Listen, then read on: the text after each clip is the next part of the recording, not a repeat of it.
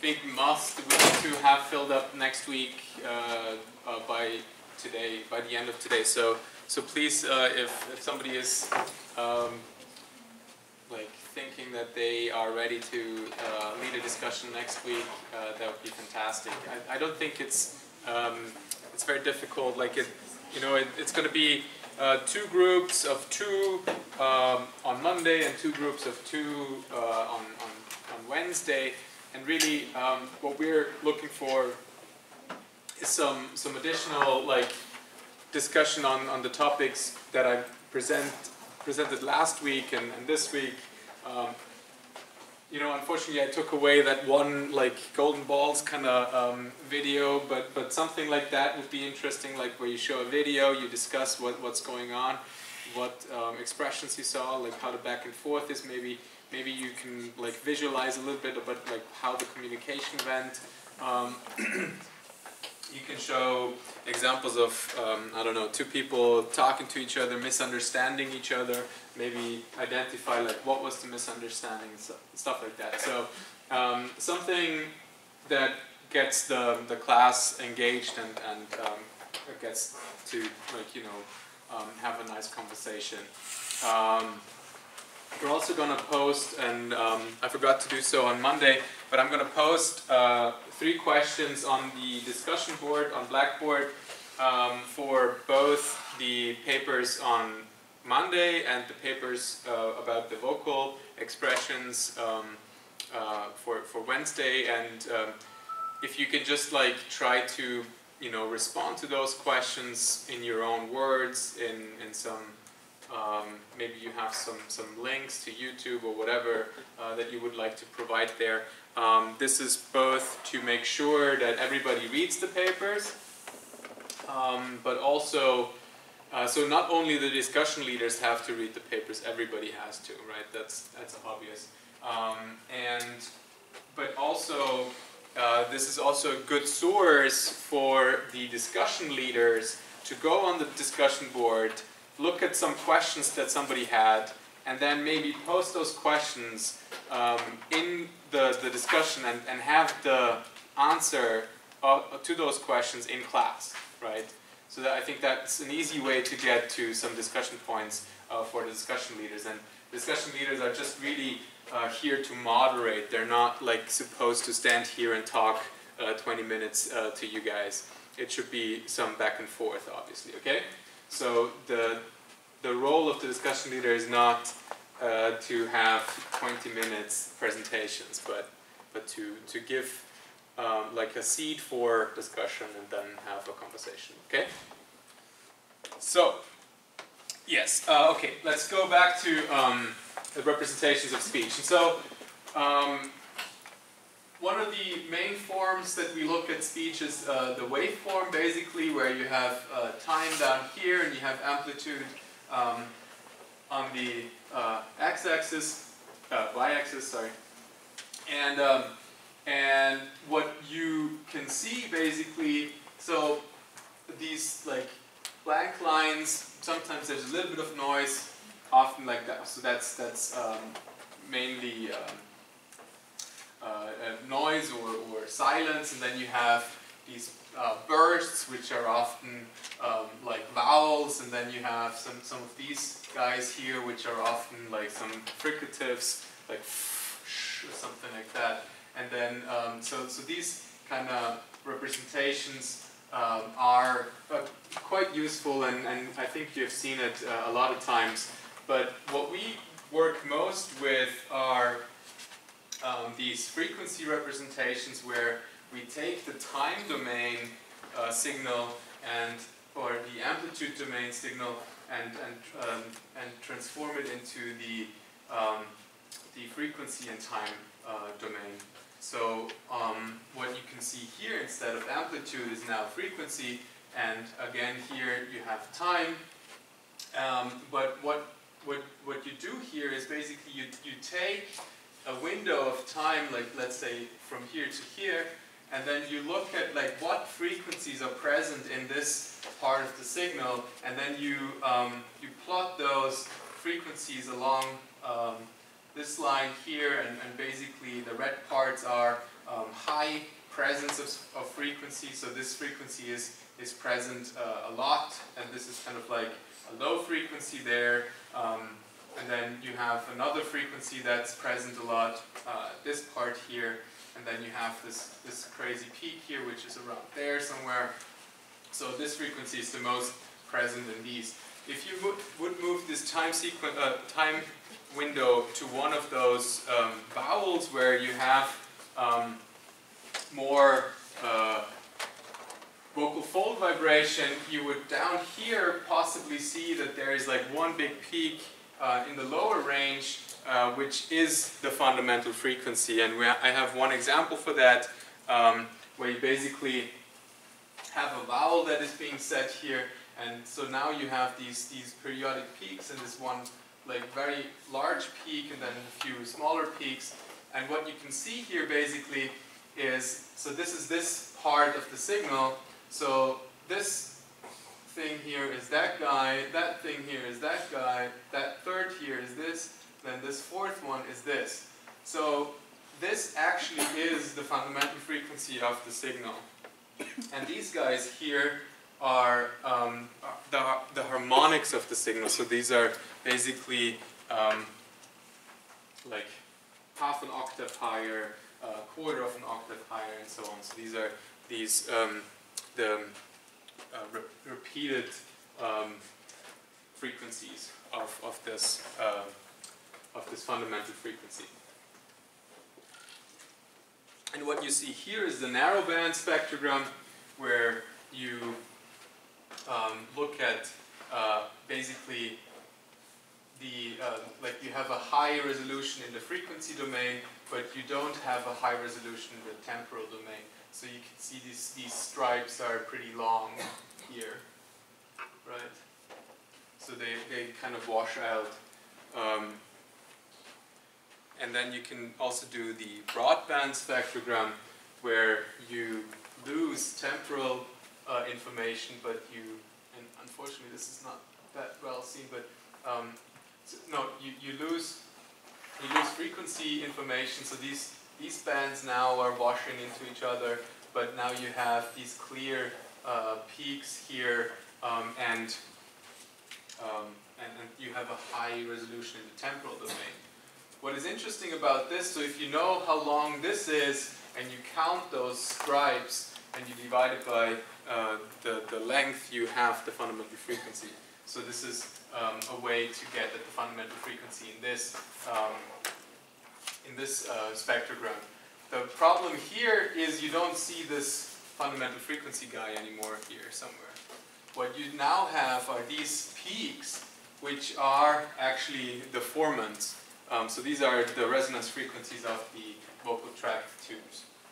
So this is the first formant, which is the longest one, so that's the lowest frequency. This is the second formant, so it's the second longest one, and then you have those higher ones. And with the higher formants, it's not as clear like what kind of cavities and what kind of resonance frequencies they represent, because you can define them up to 3, but I don't really know like what the fourth formant would be, so that's not that important.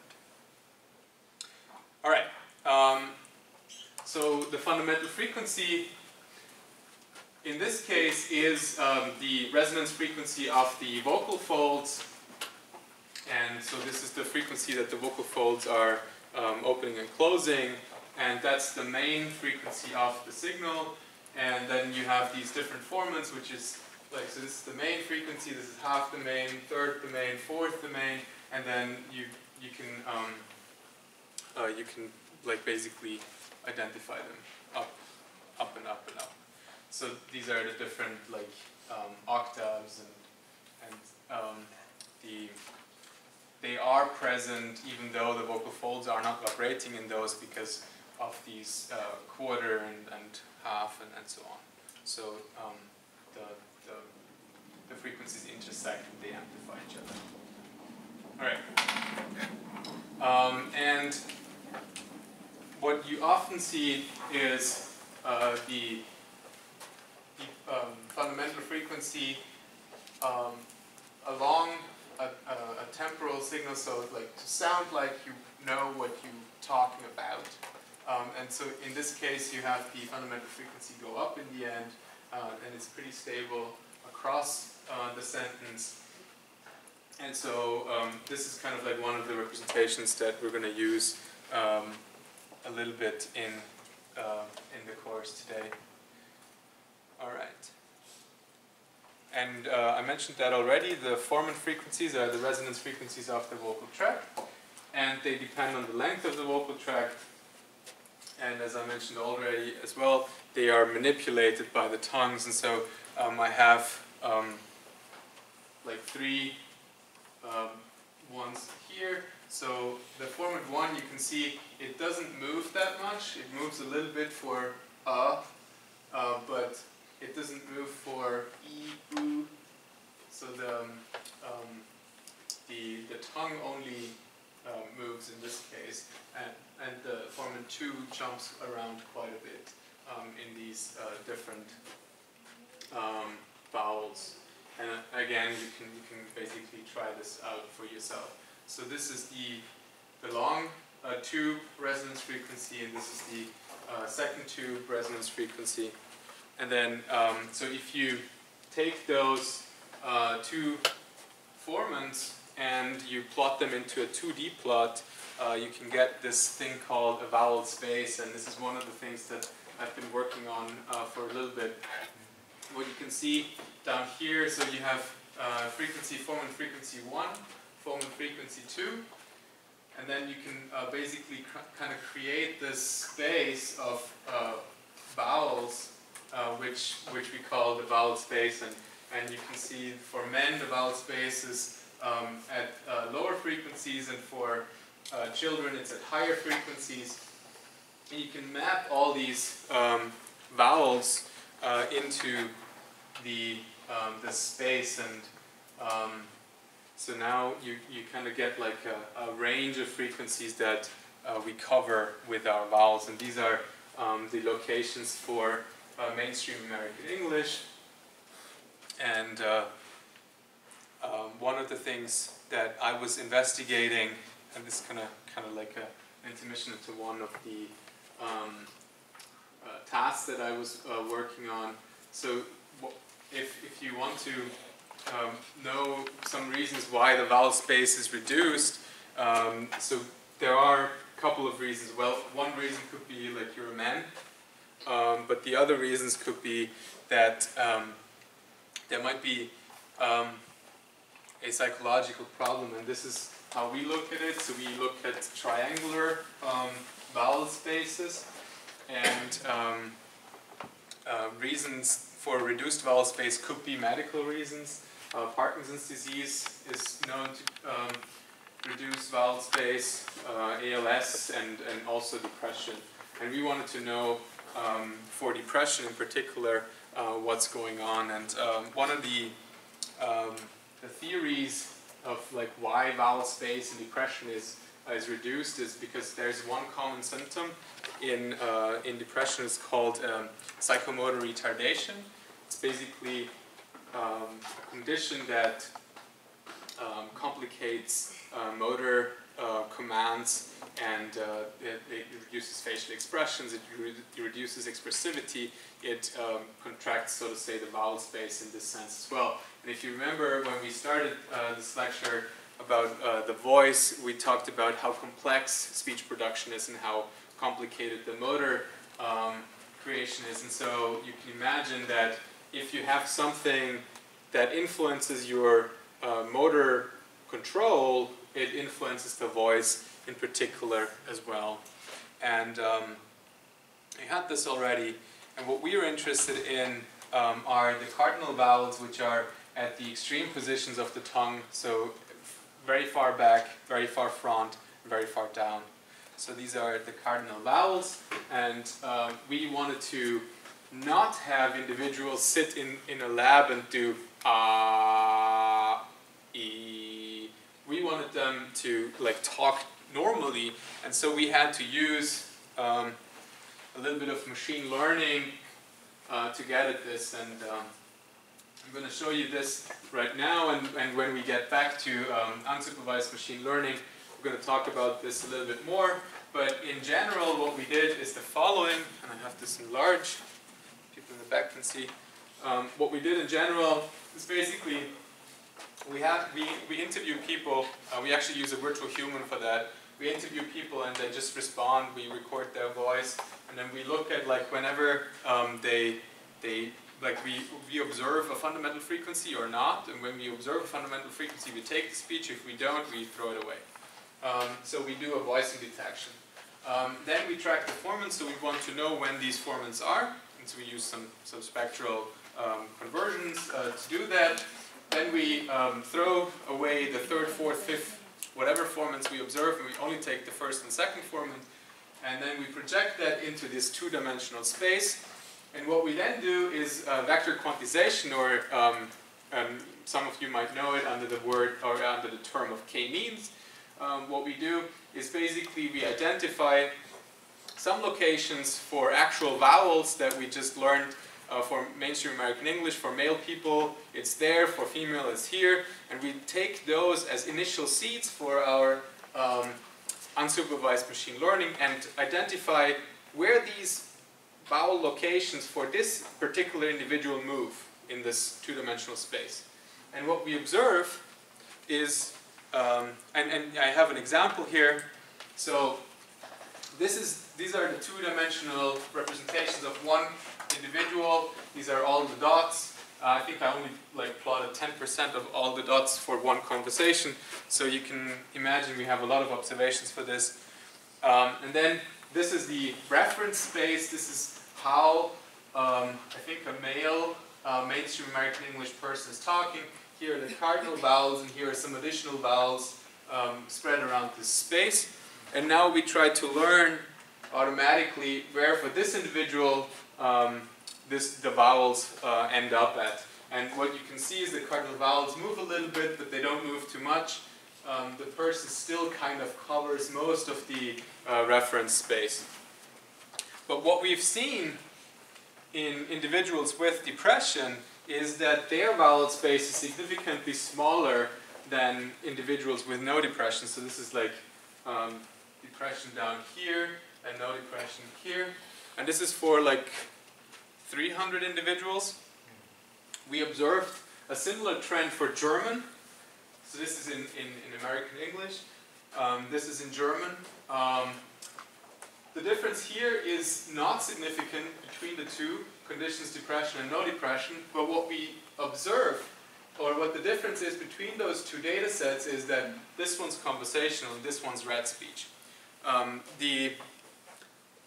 What I think is the difference is that if you have an individual and you tell them, read this passage, you make them kind of like try harder to enunciate it properly. But if you like make them forget about like what the task is and you just have them in a conversation, it comes a little bit more natural. So this is like possibly what is going on there. We also found this to be the case for PTSD and no PTSD, the same direction, and then also for suicidal adolescents versus non-suicidal adolescents. So it becomes kind of like a pattern that it seems that this vowel space measure is related to like psychological distress in a sense. Why this one's a bit lower in range is because the kids that we interviewed here, they are like between 11 and 17, and some of them already were in their puberty or were past their puberty, and some weren't. So we still used the reference of the kids, like the pre-puberty kids, and so that's why for some individuals this got like dropped a lot. So this one's to be seen with like a little bit of a like a grain of salt. All right, and how does this look like in this 2D plot? If we plot this for a non-depressed individual, so this is another one that covers most of the reference space. You can see everything is kind of widely spread out. And then if you look at it for a depressed individual, you can see that everything is kind of like centered around here, so that kind of pulls in the prototypes and the k-means clustering, and so that kind of represents a very narrow band for the vowel space of this individual. The story got picked up by The Economist, my claim to fame, so to say, where The Economist reporter kind of got it kind of nicely, where because we were motivated to find this, because if you read the literature in psychology, a lot of psychologists write about, like, yes, depressed individuals sound more monotonous, they have less facial expressions, blah, blah, blah. But you really want to quantify these differences. You don't just want to rely on qualitative assessment. So this is kind of the idea behind this work, where we wanted to actually put our finger on something and say, this is the measure that we get if we automatically and with quantified observations do the same thing. So that's kind of the idea behind that. All right. Let's move on to some hearing anatomy. And basically, the ear is, again, quite complex. We have three layers of the ear, so to say. We have the outer ear, the middle ear, I guess, and the inner ear. And the sound waves come towards our head. The outer ear already kind of filters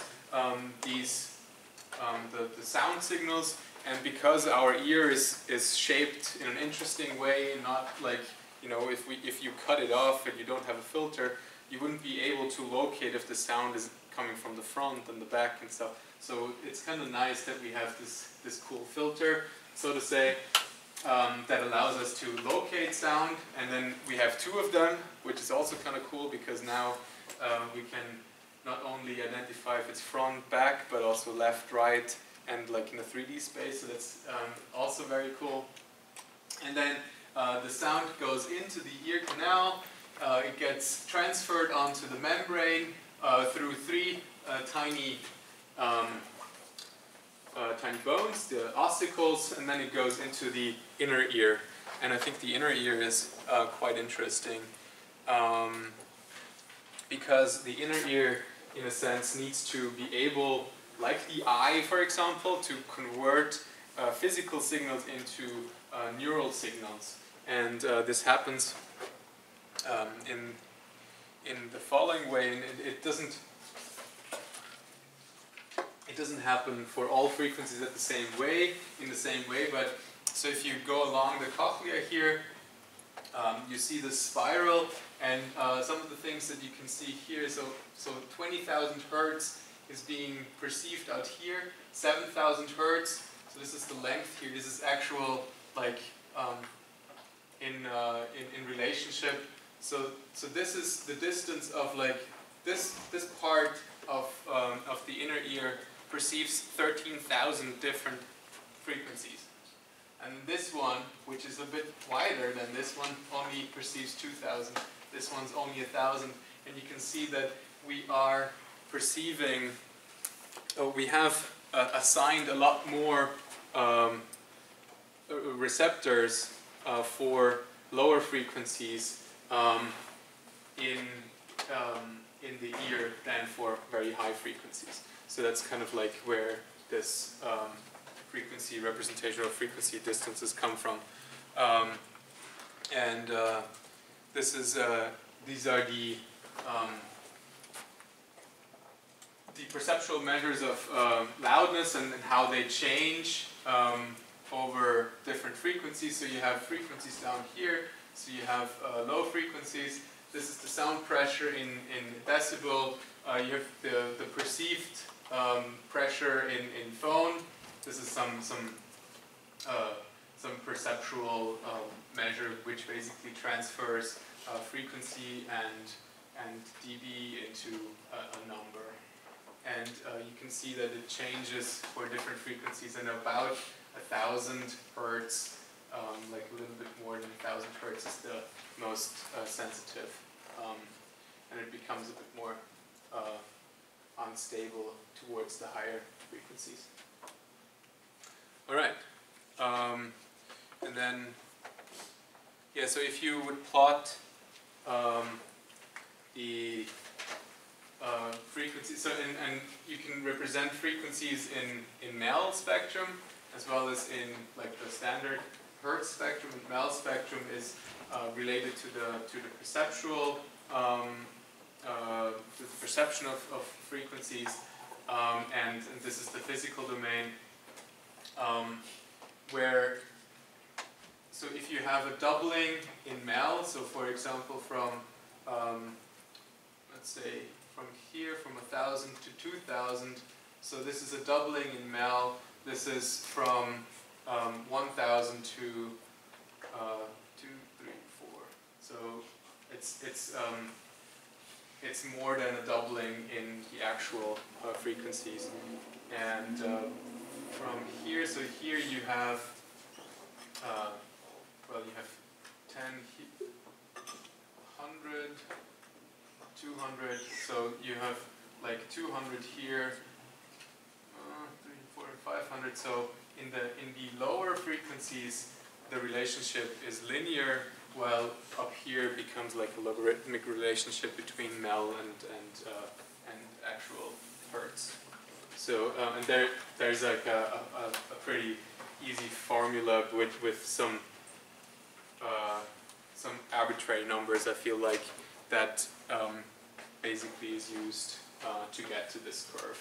It's just for your reference. It's not that important to like know the difference between those. All right.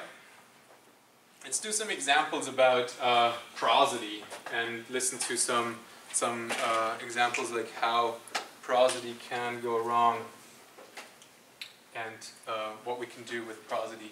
So let's listen to this guy. This guy, again, newscaster, using a bit of a weird wrong tone. Let's see what he's saying. This is BBC World News. I'm Jonathan Charles, kept hidden for almost 2 decades and forced to bear children.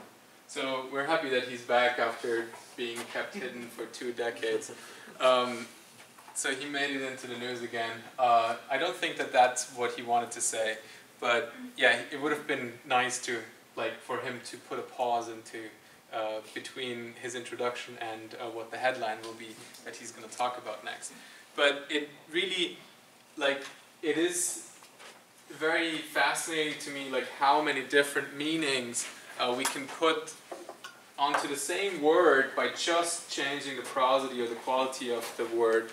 And for an illustration here, again, I love to use this guy, Nick Campbell, for illustrations, and I titled it the 50 Shades of Yeah.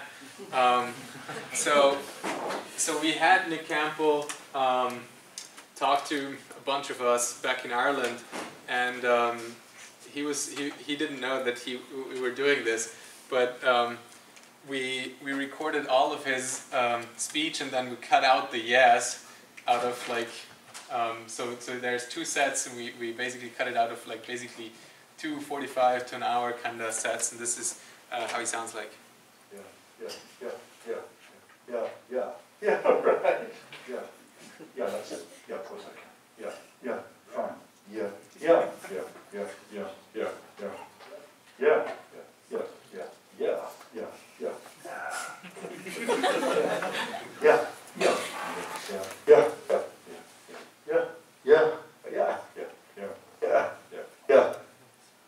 And I have more. I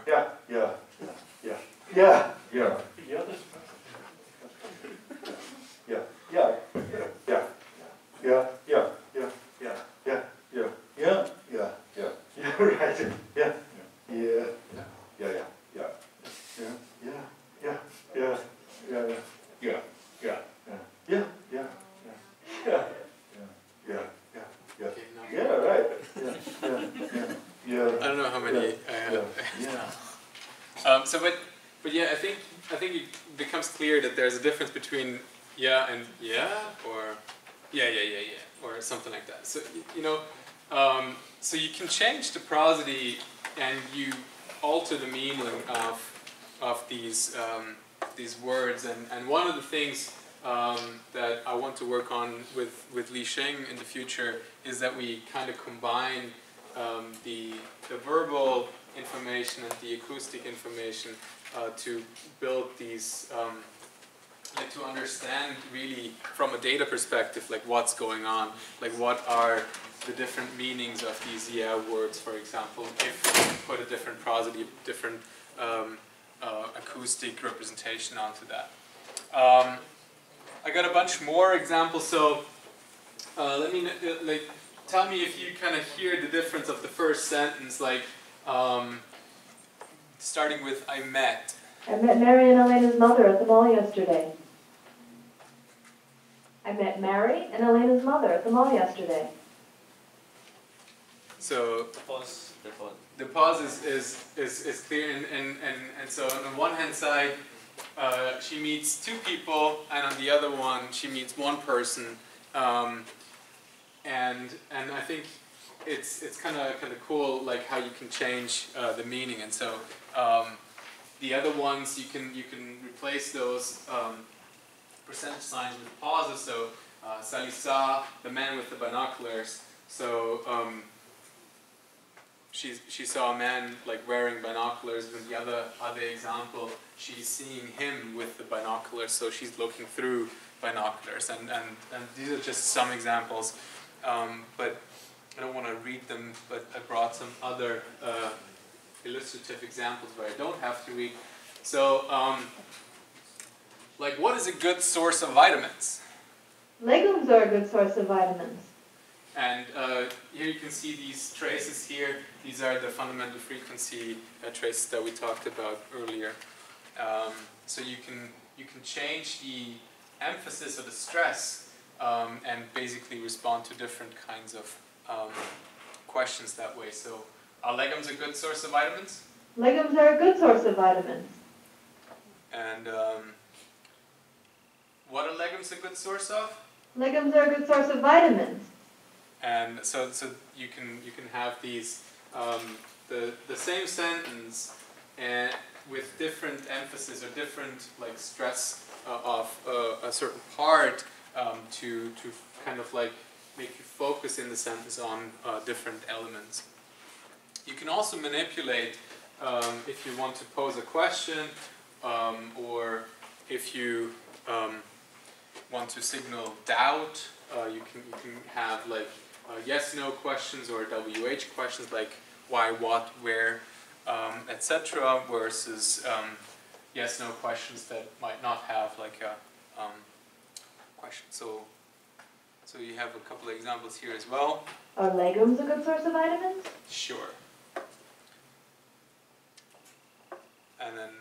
Are legumes a good source of vitamins? And so the position where you raise the pitch also kind of forms like changes the question. So in the first one, she's asking like if vegetables are a good source of vitamins, and then if they're a good source of vitamins. So she knows is already they're a source of vitamins, but if they're a good source of vitamins. Are legumes a good source of vitamins? That can also kind of like show some doubts, like then what questions, for example? What are a good source of vitamins? And another example here. Legumes are a good source of vitamins? So that's the doubt kind of signaling or asking for approval in a sense. Here we have like some surprise. Legumes are a good source of vitamins. And a contradictory tune. Linguine isn't a good source of vitamins. So that's kind of like, nah, I don't believe you. So while we can change the meaning of a sentence through prosody and change of like emphasis and stress, and we can make questions, etc., we can also alter the prosody in order to kind of like change the emotional tone. And this is what I meant with where Scherer has tried to kind of codify like how the voice is changing based off of different emotions. So when we had, like, you will have that in a week or two when Mathieu is going to give a lecture about facial expressions, where, for example, Paul Ekman has defined, okay, if you smile, you mean something like happy, probably. And in this case, what Scherer found is that he found, for example, that the mean fundamental frequency is going up. The standard deviation of fundamental frequencies is rising. The range is rising, and the gradient of the fundamental frequency is also larger. So that means you have like either a rising tone or like a falling tone. This is an example of a happy voice. 10 toes. So, and also the intensity is larger, and the deviation is a bit larger. 10 toe. For this is anger, and you can see already that these cues are quite overlapping in many cases. So again, it's not as clear as in facial expressions that you can like say, okay, these features are like you can pinpoint directly, like this is changing for happy and anger, but it's really a lot more difficult when you deal with voice. We have a sad example. 10 toe. And fear. 10 toe. So let's look at some of them in more detail. So this is a neutral one where nothing really is happening. Hypon. And these are fake words in German, by the way. So they just reflect fake. So the distribution of vowels, etc., and consonants is about the same as in German, but the words are fake. So in this one example, like the fundamental frequency stays about the same, nothing much happens, the person is not super loud, and so on. But here, for example, in an angry one, you can see the fundamental frequency rise up and go down again, and Hypon. the guy is really angry. And in fear, Hypon. you have this, like again, like a little bit of a change in average in pitch, but it's not much. But what really is different in this one is the voice quality. So the timbre, or the coloring of the voice. We're going to get to that in a little bit. But let's do a little quiz of who knows German's best. And like one hint, it's not always anger. So that guy, what was that? Sadness. Yeah, it was sadness, probably. Gentle. Ilzak. Tech. So it's already a little bit diffused, but I think it was disgust. Holten. Ilzak. Right. Okay. So what can we do with these voice analysis? And one of the things, just to break it up a little bit, one of the things that we did with this is actually we started kind of generating nonverbal behavior for virtual humans, and this is the whole pipeline.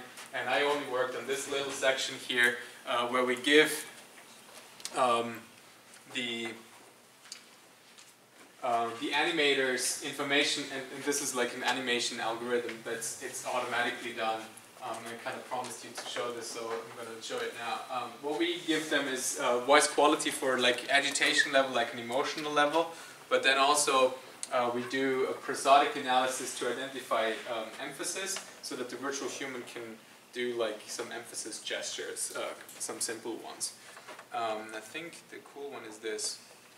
You snotty little bastard. Your Honor, I'd like to ask for a recess. I'd like an answer to the question, Judge. The court will wait for an answer. If Lieutenant Kendrick gave him a... So hope it's not okay.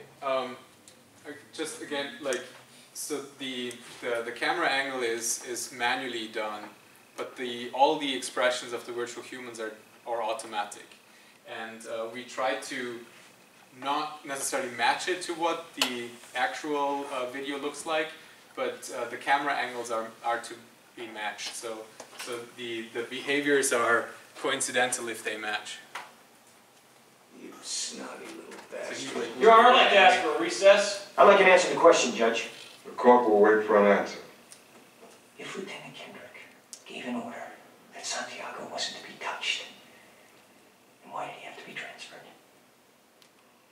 Colonel, Lieutenant Kendrick ordered the code red, didn't he? Because that's what you told Lieutenant Kendrick to do. Object! When you look back, you cut these guys loose! Your Honor, you put this inside a money transfer! Your Honor, you doctored the logbook! Then I can't force the doctor! Consider yourself a condemned. Colonel Jessup, did you order the code red? You don't have to answer that question. I'll answer the question.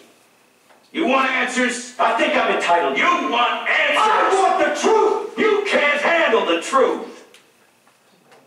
Yeah. That's one of the cool things you can do with this. Alright, that was just to break it up a little bit. What I have now here is something like, it's just basically an illustration, and we're gonna go through this real quickly just so you have it, but you will come across these Mel frequency capsule coefficients quite a bit, and they are really on a like a very, you know, like a 30,000 feet altitude kind of level. They're compact representations of the spectrogram, so you don't need all this information. You just boil it down to like maybe 12 or 13 values instead of, like in this case, 8,000 values, because these are kilohertz. So you only have like 13 values, and you do this based off of the theory about the human perception ability. So you want to know a lot about the low frequencies because that's where the human hears well, but you don't want to know that much about the high frequencies. And I just walk you through a little bit like how you get to Mel frequency capsule coefficients. So basically you start off with a waveform, you transform it into the spectrogram, you take one of those slices, as we've seen before. So you take the slice, you like plot it like this, and then you apply a filter bank, which is the filter bank based off of the cone here. So you see like these high frequencies here, they are very wide triangles, and these low frequencies where it's more narrow, you have these more narrow triangles here, right? And they move a little bit they get wider and wider the higher the frequencies are getting, right? And so this one maybe covers like 1,000 hertz, while this one covers like, I don't know, like 5,000 hertz or something like that. And these are just illustrations. That's not actually the filter bank that you would use. But then what you do is basically you multiply these filter banks onto this signal. So in this case, like if you have this triangle with like a zero line out here, you only will retain information here, and you will remove all this information there. And this is what's happening for that one. So this is the first band, this is the second band that comes from the second one, this is the third, and then for the last one you see like it retains most of this information out here in the higher frequency. So that's how you get to this different bands. And you take some averages and some log energy from these guys, and you get different points. These are your filters or filter bands. Then you do some fancy discrete cosine transformation, DCTs, to discorrelate them, and then you basically take those values, and now you have a compact representation where you have again the time domain, but now you only have 15 values instead of 8,000 values. You don't really need to know all about this here, but it's just for kind of like an illustration to have that. All right. So now we can move on a little bit to nonverbal vocal expressions, and I brought an example for that, but before we get to that, like what I mean with this, it's basically like you have these back channels, yeah. You have laughters. We're going to talk about laughters a little bit. Sighs and moans, etc. And then you also have pause fillers, like what I'm going to say next. And there are even individuals in the research community that want to identify the difference between ums and ahs. And I think one of the things that they found is that ums are in front of more complex pauses or something, or like are in front of more complex sentences, and ahs are more like for shorter sentences. But don't quote me on this. I forgot what paper that was, but I also don't really believe it. But yeah, one of the things though that I would like to emphasize here is that all of the nonverbal expressions do have distinct prosodic or acoustic characteristics. So laughter sound very different from ums and ahs and back channels, etc. But what I would like to like basically tell you with this is that often it makes a lot of sense to kind of develop a strategy of like what you want to do based off of like what you hear. And that's why the first task kind of in the course project and the homework is to look at your data, to like get a hands-on experience with your data, to know your data, like know what you're going to be looking for, try to understand what's in there. And this is one of the things that kind of like helped us come up with a solution for laughter detection, where we basically looked at hundreds of laughters and we identified certain characteristics of laughters. And the paper that's in the reading assignment, I think by Porosity, it talks about laughters like they are 100 to 200 milliseconds long each bout, and they're repeated bouts, like you have a ha ha ha instead of a ha, and you don't do just one, you do multiple ones in a row, then you count like how many times in a row, and what's the maximum that you've seen, and so on. And so you come up with these ideas based off of your data, and it's important to know what you're looking for. So it's kind of like a note of, you know, it makes a lot of sense to start off with knowing your data before you start looking for you know, the needle in the haystack. We had that before. So one of the things that I was interested in for a while was laughter, because it's such a, you know, like a culturally independent, very well understood kind of vocal expression, and everybody does it. It conveys good conversation. It can mean many things. It might mean that you're humorous. You might agree with somebody, or you might be uncertain. You have like a social relationship with a person, and but it also is multimodal, and I think that's one of the interesting things. You also saw this video, and just to visualize, like these are some of the laughter bouts that you can observe. So this is in the narrow band and the broad band, and I really encourage you to like kind of look at your data in that kind of sort of way, where you start off with the wave signal, and you see, okay, something's happening at different locations in between, there's not much going on, but then like how do they look like, and then you can have snort-like laughters, inhaled laughters, exhaled laughters, and so on. And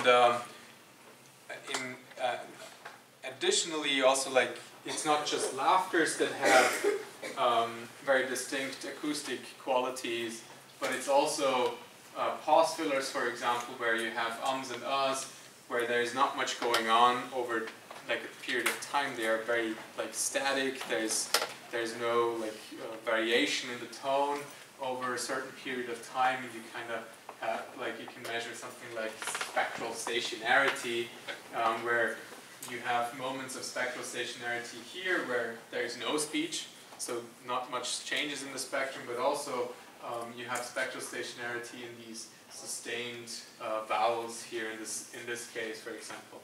So really, like, get to know your data, try to understand what's going on, and define strategies around that. I think that's a good place to start off with. And next week we're gonna finish this lecture by looking at voice quality. Unfortunately, we ran out of time. I think I'm packing a bit too much stuff into those lectures, but I hope you can see that, like, you know, I'm really excited about these things, and I want to, you know, give you a lot of examples and so that we can have stuff to talk about. All right.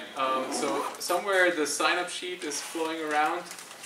Do we have, for the first 2 topics, do we have 4 people signed up? Not yet. How many are missing? 2 are missing. 2? Yeah, 6 people have signed up. Yeah, 2 missing. So, but in the first 2 topics, One is missing. 1 person only? Okay, we need 3 more. No, there are Otherwise, we're gonna volunteer. no, 1 is missing, 3 are there. Oh, 3 are there. Okay, 1 is missing. So who wants to do it? Otherwise, I'm gonna volunteer people randomly at home.